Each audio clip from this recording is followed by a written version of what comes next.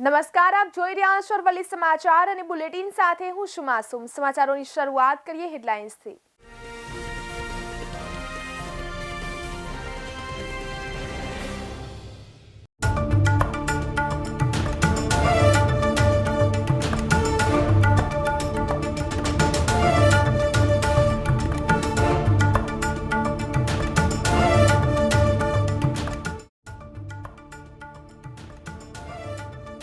ભાવનગરમાં એક મહિનામાં શિયાળુ વાવેતરમાં 52,900 હેક્ટરનો વધારો।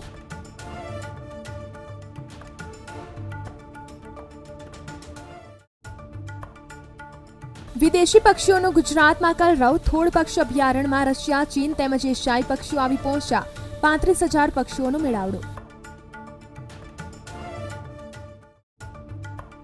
હાલોલમાં હજરત બાદશાહ બાબાના 86મા ઉર્ષની તડામાર તૈયારીઓ। ઉર્ષની તૈયારીઓ હાલોલ બાદશાહ બાબા ટ્રસ્ટ કમિટી દ્વારા કરાઈ।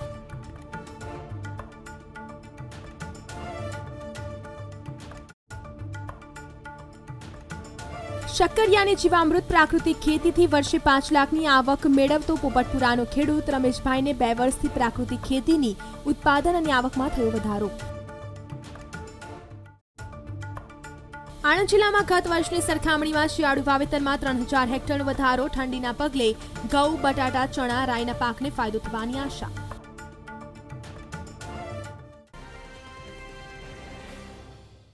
સમાચારોમાં વાત કરીએ પોષી પૂનમ અને માતાજીના પાટોત્સવની ઉજવણી નિમિત્તે અંબાજીમાં માતાજીની ભવ્ય શોભાયાત્રા યોજાય છે, જેને લઈને અંબાજી મંદિર અને ધાર્મિક ઉત્સવ સેવા સમિતિ ટ્રસ્ટ દ્વારા તૈયારીઓ શરૂ કરી દેવાઈ છે।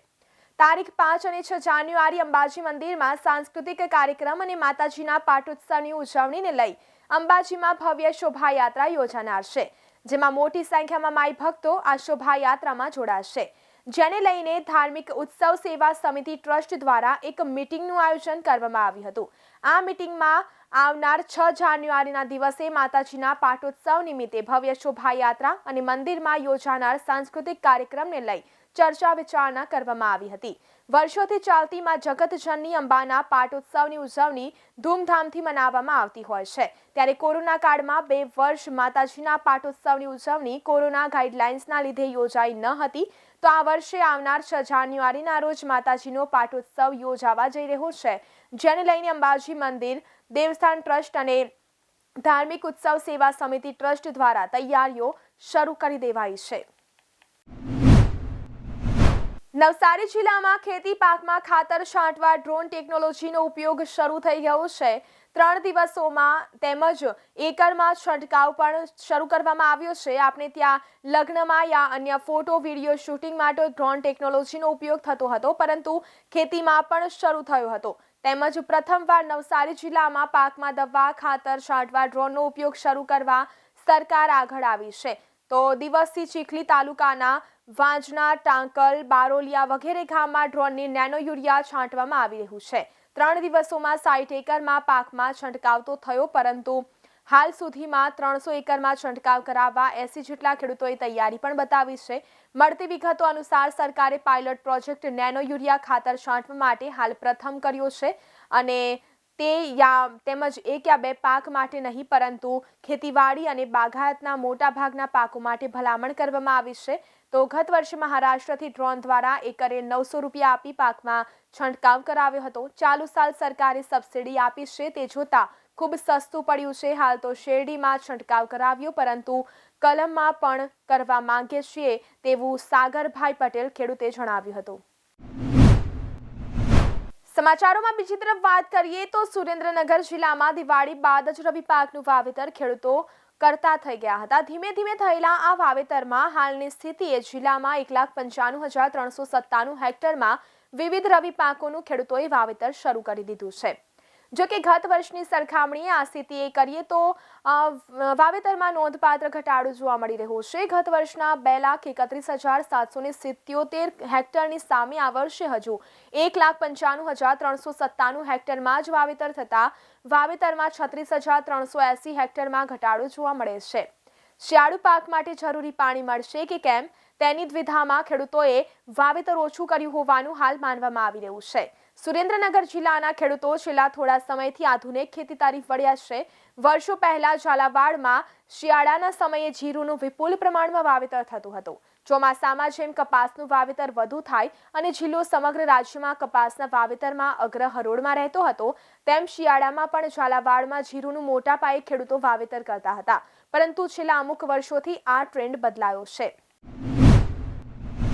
આણંદ જિલ્લામાં ડિસેમ્બરમાં માવઠા બાદ એકાએક ગરમીનું પ્રમાણ વધ્યું હતું. ડિસેમ્બરના અંતિમ સપ્તાહ બાદ પુનઃ ઠંડીનું પ્રમાણ વધતા રવિ સિઝન માટે વાતાવરણ એકદમ અનુકૂળ બન્યું છે.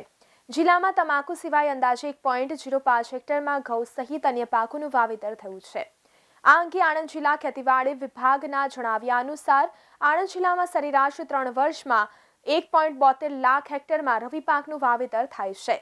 ગત વર્ષની તુલનામાં આ વખતે 3000 હેક્ટર જમીનમાં વાવેતર વધ્યું છે. જો કે સરેરાશ વાવેતર કરતા 4000 હેક્ટરમાં વાવેતર ઘટ્યું છે. આણંદ જિલ્લાના ખેડૂતો છેલ્લા કેટલાક સમયથી પાકની પેટર્નને તેમજ અવારનવાર બદલી રહ્યા છે. હાલમાં ખેડૂતો શાકભાજી તરફ વળ્યા છે, જેના કારણે શાકભાજીનું વાવેતર ગત વર્ષ કરતા 4407 હેક્ટર વધ્યું છે. તો બીજી બાજુ કેટલાક તાલુકામાં ગુલાબ, હજારી, ગલગોટાની ખેતીમાં વધારો થયો છે. ગત વર્ષે ડિસેમ્બર મહિનામાં ₹1,66,792 હેક્ટર વિસ્તારમાં વાવેતર થયું હતું. તેની સામે ચાલુ વર્ષે 1,69,822 હેક્ટરમાં વાવેતર થયું છે. આમ 3000 હેક્ટરમાં વાવેતર વધ્યું છે.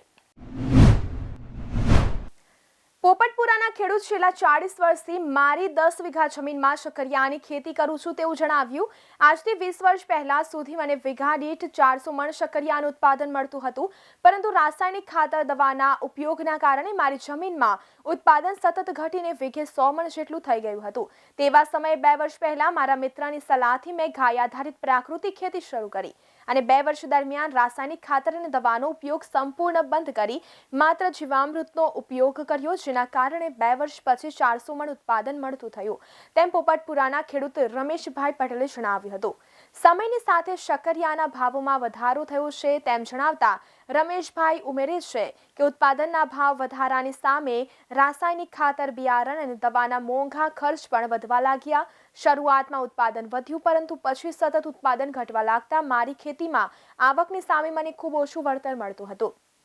તેવા સમયે તેમજ મારા મિત્ર અને માર્ગદર્શક એવા રમણભાઈ પટેલે મને રાસાયણિક ખાતર અને દવાનો ઉપયોગ બંધ કરી ગાય આધારિત પ્રાકૃતિક ખેતી અપનાવવા અને ખેતીમાં જીવામૃતનો ઉપયોગ કરવા મને સલાહ આપી હતી.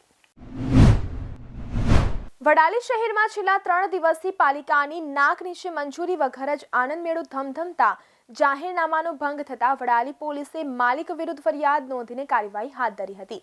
પોલીસ સૂત્રો દ્વારા મળતી માહિતી અનુસાર વડાલી શહેરના બસ સ્ટેન્ડ પાસે આવેલ જયસ્વાલ માર્કેટ પાછળની ખુલ્લી જગ્યામાં છેલ્લા 3 દિવસથી કોવિડની સંભવિત પરિસ્થિતિ વચ્ચે વડાલી નગરપાલિકાના નાક નીચે પરમિશન વગર લોકોની સલામતીને નુકસાન પહોંચાડતા આનંદ મેળાનું આયોજન કરી જાહેરનામાનો ભંગ કરતા વડાલી પોલીસે મેળાના માલિક રાજુ પુનચંદ રાવલ વિરુદ્ધ ગુનો નોંધીને કાર્યવાહી શરૂ કરી છે. સમાચારોમાં આગળ વાત કરીએ. નવા સત્રથી ધોરણ 9માં વોકેશનલ વિષય પર સામેલ કરવામાં આવ્યો છે. 67 જેટલા વોકેશનલ કોર્સમાંથી જે વિષય પસંદગી શાળાઓએ કરવાની રહેશે. સમગ્ર શિક્ષા અભિયાન અંતર્ગત વોકેશનલ વિષયો શરૂ કરાયા હતા. નવી શિક્ષણ નીતિ અંતર્ગત હવે વોકેશનલ અભ્યાસક્રમ પર ભાર મૂકવામાં આવ્યા છે. આગામી નવા શૈક્ષણિક વર્ષથી ધોરણ 9ની શાળામાં વોકેશનલ વિષયોનો અભ્યાસ કરાવવામાં આવશે. 2017ના વોકેશનલ કોર્સની શરૂઆત કરવામાં આવી હતી, જેમાં અમુક જિલ્લાઓની શાળાઓમાં જ વોકેશનલ કોર્સ શરૂ કરાયા હતા. રાજ્યની શાળાઓ માટે 67 જેટલા વોકેશનલ વિષયો તૈયાર કરવામાં આવ્યા છે, જેથી આ વિષયો જે પણ શાળાઓ શરૂ કરવા માંગતી હોય તેના દ્વારા દરખાસ્ત કરી શકાશે. ધોરણ 9માં 40 કે તેનાથી વધુ વિદ્યાર્થીઓ ધરાવતી શાળાઓની યાદી પણ તૈયાર કરાઈ છે, જેને ધ્યાનમાં રાખી ધોરણ 9માં ઓછામાં ઓછું 40 બાળકોનું નામાંકન છે તેવા વિદ્યાર્થીઓવાળી શાળાઓના આચાર્યોને વોકેશનલ એજ્યુકેશનની ગાઈડલાઈન મોકલવાની સૂચનાઓ આપવામાં આવી છે. શાળાઓ દ્વારા 18 જાન્યુઆરી સુધીમાં દરખાસ્ત મંગાવવામાં આવી છે. અત્યારે પણ તેમજ શાળાઓમાં વોકેશનલ અભ્યાસક્રમ ચલાવવામાં આવી રહ્યો છે. આગામી સમયમાં દરેક શાળાઓમાં વોકેશનલ અભ્યાસક્રમનો અભ્યાસ કરાવવામાં આવશે, જેને પગલે વિદ્યાર્થીઓને ભણતર સાથે અન્ય જ્ઞાન પણ પ્રાપ્ત થશે. કોરોનાના કારણે 2 વર્ષ બાદ અમદાવાદ મ્યુનિસિપલ કોર્પોરેશન દ્વારા 31 ડિસેમ્બરથી 12 જાન્યુઆરી 2023 સુધી સાબરમતી રિવરફ્રન્ટ પર ઇવેન્ટ ગ્રાઉન્ડ અને ફ્લાવર ગાર્ડન ખાતે ફ્લાવર શોનું આયોજન કરવામાં આવ્યું છે. તો રવિવાર હોવાથી ખૂબ મોટી સંખ્યામાં પ્રવાસીઓ ફ્લાવર શો જોવા માટે ઉમટી પડ્યા હતા. લોકોની ભીડ ઉમટી હતી. સવારથી જ ફ્લાવર શો જોવા માટે હજારોની સંખ્યામાં લોકો આવ્યા હતા. તો ઇવેન્ટ સેન્ટર ખાતે લોકોનો ધસારો જોવા મળ્યો હતો. તો ગઈકાલે સાંજે પણ મોટી સંખ્યામાં લોકોની ભીડ જોવા મળી હતી. રિવરફ્રન્ટ પર એલિસ બ્રિજથી જમાલપુર સુધીનો રોડ લોકોની ભીડના કારણે બંધ કરવો પડ્યો હતો. મુખ્યમંત્રીએ ઉદ્ઘાટન કર્યા બાદ મ્યુનિસિપલ કોર્પોરેશનના ભાજપના સત્તાધીશોને ફ્લાવર શોની ટિકિટ ₹30ની જગ્યાએ ઘટાડીને ₹20 રાખવા માટે સૂચના કર્યું હતું. જો કે અમદાવાદ મ્યુનિસિપલ કોર્પોરેશનના ભાજપના સત્તાધીશોએ મુખ્યમંત્રીના સૂચન મુજબ ટિકિટ દર ઘટાડવાની જગ્યાએ સમયમાં વધારો કર્યો છે, જેમાં સવારે 9 થી રાત્રે 10 સુધી ફ્લાવર શો ચાલશે. પ્રવેશ માટે 12 વર્ષથી ઉપરના લોકો માટે ₹30 ફી રાખવામાં આવી છે. રિવરફ્રન્ટ ઇવેન્ટ સેન્ટરની સામે જ તેમજ ટિકિટના અલગ અલગ કાઉન્ટર બનાવવામાં આવ્યા છે. કોરોનાના કેસોની સતર્કતાના પગલે ફ્લાવર શોમાં આવનારા દરેક લોકો માટે માસ્ક ફરજિયાત બને છે. ફ્લાવર શોમાં મોટી સંખ્યામાં લોકો આવતા હોવાથી વધુ ભીડ ન થાય તેને ધ્યાનમાં રાખીને 13 દિવસ સુધી અટલ ફૂટ ઓવરબ્રિજને બપોરે 2 વાગ્યાથી બંધ કરી દેવામાં આવી છે. 2.50 કરોડના ખર્ચે આ ફ્લાવર શો યોજાશે. બીજી તરફ નજર કરીએ તો ઉત્તર ભારતમાં થયેલી હિમવર્ષાને કારણે રાજ્યમાં ઠંડા પવનો શરૂ થયા છે, જેની અસરથી અમદાવાદ સહિત તમામ શહેરોમાં મહત્તમ અને લઘુત્તમ તાપમાનમાં નોંધપાત્ર ઘટાડો નોંધાયો છે. અમદાવાદનું મહત્તમ અને લઘુત્તમ તાપમાનમાં ઘટાડો થતાં ઠંડીમાં વધારો થયો છે. રવિવારે અમદાવાદનું મહત્તમ તાપમાન 27 ડિગ્રી અને લઘુત્તમ તાપમાન 1 ડિગ્રી ઘટીને 13 ડિગ્રી નોંધાયું હતું. દિવસ દરમિયાન ચાલુ રહેલા ઠંડા પવનોથી ઠંડીમાં વધારો થયો હતો. આગામી 3 થી 5 દિવસો દરમિયાન ઠંડીના પવનોનું જોર યથાવત રહેતા અમદાવાદમાં ઠંડીનો પારો હજુ 2 થી 3 ડિગ્રી ઘટવાની શક્યતાઓ છે. ઠંડા પવનોની અસરથી રાજ્યના મોટાભાગના શહેરોમાં લઘુત્તમ તાપમાન ઘટીને 6 થી 15.0 ડિગ્રી વચ્ચે અને મહત્તમ તાપમાન 2 થી 3 ડિગ્રી ઘટીને 24 થી 29 ડિગ્રી વચ્ચે નોંધાયું હતું, જેના કારણે રાજ્યના મોટાભાગના વિસ્તારોમાં ઠંડીનું મોજું ફરી વળ્યું છે. સમગ્ર રાજ્યમાં 6.2 ડિગ્રી સાથે નલિયા સૌથી ઠંડુ અને 29.5 ડિગ્રી સાથે વલસાડ સૌથી ગરમ શહેર બન્યું હતું. નલિયા બાદ ડીસા, ગાંધીનગર કંડલા એરપોર્ટ અને અમરેલીમાં ઠંડીનો પારો 10 ડિગ્રીની આસપાસ નોંધાયો હતો. આગામી 5 દિવસો દરમિયાન રાજ્યમાં ક્રમશઃ ઠંડીનું પ્રમાણ વધવાની વકી હવામાન વિભાગે વ્યક્ત કરી છે. આધુનિક યુગે મોબાઈલનો યુગ હોય ત્યારે સામાન્ય લોકો પણ અતિ સુવિધાયુક્ત મોબાઈલ વાપરતા થયા છે. ત્યારે ફોટોગ્રાફી હોય, વિડીયોગ્રાફી હોય, રીલ્સ, શોર્ટ ક્લિપ વગેરેનો સોશિયલ મીડિયા ઉપર ક્રેઝ વધ્યો છે. ત્યારે આજની નવી પેઢીને ભારતીય સંસ્કૃતિ, ભારતીય પરંપરા અને આવનાર ભવિષ્યના ઘડતર માટે આ પ્રકારની ફોટોગ્રાફી, વિડીયોગ્રાફી કઈ રીતે ઉપયોગી બની શકે, ફિલ્મ શું છે, ફિલ્મોના પ્રકાર શું છે, કયા પ્રકારે ફિલ્મ બની શકે, માત્ર મોબાઈલ દ્વારા જ ઘણું ક્રિએટિવ વર્ક કરી યુવાનો પણ સમાજને સારા માર્ગે દોરી શકે. આવા ઉમદા આશય સાથે સમાજ નિર્માણ કાર્યમાં આ નવી પેઢી જોડાય તેવા આશયથી જૂનાગઢ ખાતે RSSના પ્રચાર શાખા દ્વારા ફિલ્મ તેમજ આયામ કાર્યશાળા યોજવામાં આવી હતી, જેમાં જૂનાગઢના ઘણા યુવાનોએ ફિલ્મ સંબંધિત માહિતી અને માર્ગદર્શન મેળવ્યું હતું. રાજ્યની નહીં પરંતુ દેશની કઠિન અને જોખમી એવી ગિરનાર આરોહણ અવરોહણ સ્પર્ધા કડકડતી ઠંડી વચ્ચે યોજાઈ, જેમાં 1226 સ્પર્ધકોએ સ્પર્ધામાં ઉત્સાહભેર ભાગ લીધો અને ગિરનાર સર કર્યો હતો. પરંતુ તંત્ર દ્વારા એનાયત કરાતા સર્ટિફિકેટ સરકારી નોકરીઓમાં ઉપયોગમાં આવે તેવી માંગ પણ સ્પર્ધકોએ કરી છે. આવો જાણીએ ગિરનારની આરોહણ અવરોહણ સ્પર્ધા કઈ રીતે યોજાય છે. વિશ્વમાં ન થતી સ્પર્ધા ફક્ત ગિરનારના પર્વતમાં યોજાય છે. 37મી ગિરનારની આરોહણ અવરોહણ સ્પર્ધા યોજાઈ હતી. વહેલી સવારે ઠંડી વચ્ચે ભારે ઉત્સાહભેર સ્પર્ધકોએ ભાગ લીધો અને ગિરનાર સર કર્યો હતો. 4 વિભાગમાં આ સ્પર્ધા યોજાય છે, જેમાં senior boys, senior girls, junior boys અને જુનિયર ગર્લ્સનો સમાવેશ થાય છે. જેમાં યુવકો માટે 5500 પગથિયા અને યુવતીઓ માટે 2200 પગથિયાની આ સ્પર્ધા યોજાઈ હતી. સિનિયર બોયઝમાં જૂનાગઢના પરમાર લાલાએ 5મી વખત ગિરનાર સર કર્યો છે, એ પણ 58.4 મિનિટમાં. સાથે જ જુનિયર બોયઝમાં ગીર સોમનાથના યોગેશ ડાભીએ પ્રથમવાર જ સ્પર્ધામાં ભાગ લઈને જુનિયર વિભાગમાં પ્રથમ લાવી ધન્યતા અનુભવી રહ્યો છે. ગિરનારની આ સ્પર્ધા એટલી જોખમી હોય છે કે જેમાં પડી જવાની પૂરેપૂરી સંભાવના રહે છે, પરંતુ યુવકોની સાથે યુવતીઓ પણ આ સ્પર્ધામાં ભાગ લે છે. છેલ્લા 3 વર્ષથી ભાગ લેનાર ગીર સોમનાથ જિલ્લાની વાડા પારુલે 41.36 મિનિટે ગિરનાર સર કરી સિનિયર ગર્લ્સમાં પ્રથમ નંબર મેળવ્યો. જ્યારે જુનિયર ગર્લ્સની જો વાત કરવામાં આવે તો કેશોદ તાલુકાના ઠલ્લી ગામની કાથુરિયા રોજીનાએ તેમજ 40.31 મિનિટમાં સ્પર્ધા પૂર્ણ કરી પ્રથમ નંબર પ્રાપ્ત કર્યો છે. ગિરનાર સ્પર્ધામાં એનાયત કરાતા સર્ટિફિકેટ સરકારી નોકરી અથવા તો સ્પર્ધામાં પરીક્ષામાં ઉપયોગમાં નથી આવતું, જેને સામે સ્પર્ધકોની માંગ છે કે સરકાર આ સર્ટિફિકેટ માન્ય કરે જેથી આ સ્પર્ધકો આગળ વધી શકે. ગિરનાર સ્પર્ધામાં ભાગ લેનાર સ્પર્ધકોએ પ્રોત્સાહન આપવા માટે જૂનાગઢના ધારાસભ્ય પણ આ વિહોત્યા હતા, તેમજ સાથે મહાનગરપાલિકાના પદાધિકારીઓ અને અધિકારીઓ પણ હાજર રહ્યા હતા. સ્પર્ધકોની માંગને લઈ ધારાસભ્યોએ કહ્યું કે સરકારમાં આ સર્ટિફિકેટ માન્ય થાય, જેની રજૂઆત કરવામાં આવશે અને આગામી સ્પર્ધામાં પણ સ્પર્ધાના નિયમોનો ફેરફારની પણ સૂચનાઓ આપવામાં આવશે. આમ 37મી રાજ્યકક્ષાની ગિરનાર આરોહણ અવરોહણ સ્પર્ધા પૂર્ણ થઈ છે, જેમાં મહાનગરપાલિકા, વહીવટીતંત્ર અને જુદી જુદી સંસ્થાઓ દ્વારા પુરસ્કાર સ્પર્ધકોને પાઠવી શુભકામનાઓ પાઠવી છે.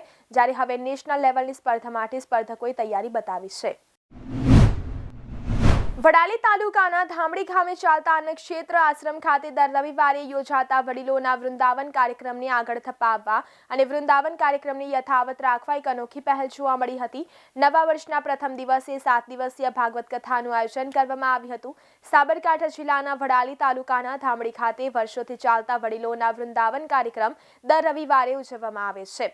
10 જેટલા વડીલોની હાજરીમાં શરૂ કરવામાં આવેલ અન્નક્ષેત્ર વડીલોનો વૃંદાવન કાર્યક્રમમાં 700થી પણ વધુ વડીલો દર રવિવારે આવતા હોય છે અને વડીલો સત્સંગ કરી પોતાના ઘરડા ઘડપણનો સમય પૂજા અર્ચનામાં વિતાવતા હોય છે.